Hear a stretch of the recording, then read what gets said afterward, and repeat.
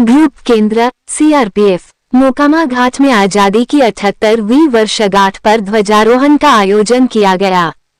आज 15 अगस्त 2024 को ग्रुप केंद्र के रिपुबल मोकामा घाट में आजादी की 78वीं वर्षगांठ के उपलक्ष्य पर मुन्ना कुमार सिंह कमांडेंट ने ससम्मान ध्वजारोहण किया। इस अवसर पर श्री मुन्ना कुमार सिंह ने उपस्थित सभी अधिकारीगण, अधीनस्थ अधिकारीगण एवं जवानों को इस राष्ट्रीय पर्व पर बधाई देते हुए कहा कि राष्ट्रीय ध्वज भारत के लोगों की आशाओं और आकांक्षाओं का प्रतिरूप है। ये हमारे राष्ट्रीय गौरव का प्रतीक है और हम सबके मन में राष्ट्रीय ध्वज के लिए प्रेम, आदर और निष्ठा है। भारत के लोगों की भावनाओं और मानस में राष्ट्रीय ध्वज अद्वितीय और विशेष स्थान रखता है। 15 अगस्त भारत के गौरव और सौभाग्य का दिवस है।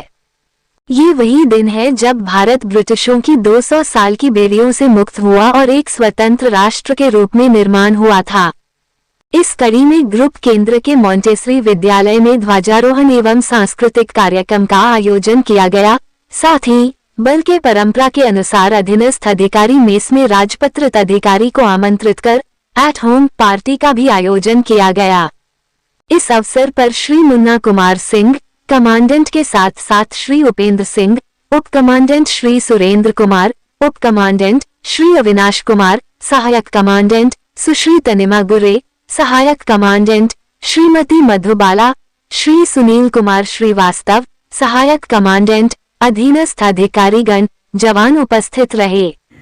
प्रगति की ओर गए हैं, पूरी प्रगति हो गई है, तो मैं भी नहीं कहूँगा कि सब चीज़ हो गया है, लेकिन हम आप योगदान देंगे, हम आप और ज़्यादा इस पर जोर देंगे कि ये प्रगति और आगे बढ़ेगी।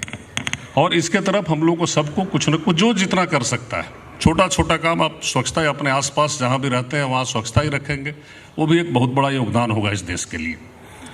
और इस सभी प्रक्रिया को एक डेमोक्रेटिक प्रक्रिया से इसका विकास किया जाता है, जिस डेमोक्रेसी के महापर्व में भी हम लोग का सबसे बड़ा जो भाग रहता है, जो लोकतंत्र का पर्व क्या है, चुनाव। हम लोग सब लोग वोट करें, वोट करने के बाद एक सही व्यक्ति को चुने, जो सही व्यक्तियों का समूह हमारे लिए कानून बनाए, हमारे लिए देश की जो बाकी जो चीज़ें, हमारे बजट को डिसाइड करे, हमारे रास्ते को डिसाइड करे, हम उसको फॉलो करें, हम उनको फीडबैक दें कि इस तरह से नहीं, ऐसे ये रास्ता सही होगा।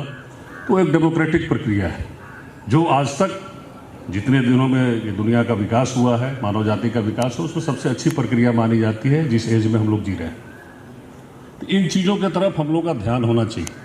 सिर्फ बैठ करके चर्चा कर देने से नहीं होगा, कुछ न कुछ कार्यान्वयन हर व्यक्ति को हर स्तर पे जो जहाँ है, कोई भी छोटा नहीं है, कोई भी बड़ा नहीं है।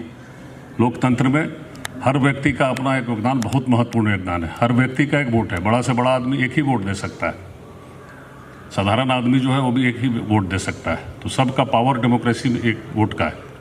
उस पावर को हम लोग को रियलाइज करना चाहिए और इन सब के माध्यम से हम अपनी स्वतंत्रता को कितने अच्छे से रक्षित संरक्षित कर सकते हैं। ये पूजने की चीज़ है, इसको हम लोग पूज सकते हैं। इस पर्व को कितने अच्छे से मना सकते हैं। बहुत बढ़िया हम लोगों ने आयोजन करके इसको मनाया। और पिछले हफ्ते में आप लोगों ने देखा होगा कि हर घर तिरंगा, ये भी एक सिम्बोलिज्म है, एक बहुत अच्छा सिंबल है कि इसका एक प्रतीक है तिरंगा। झंडा जो हमारा, इसका प्रतीक है स्वतंत्रता का, देश का एक प्रतीक है। हर देश का एक झंडा होता है, उस भूमि की पहचान उससे होती है कि भाई ये भूमि जो है उस देश की भूमि है।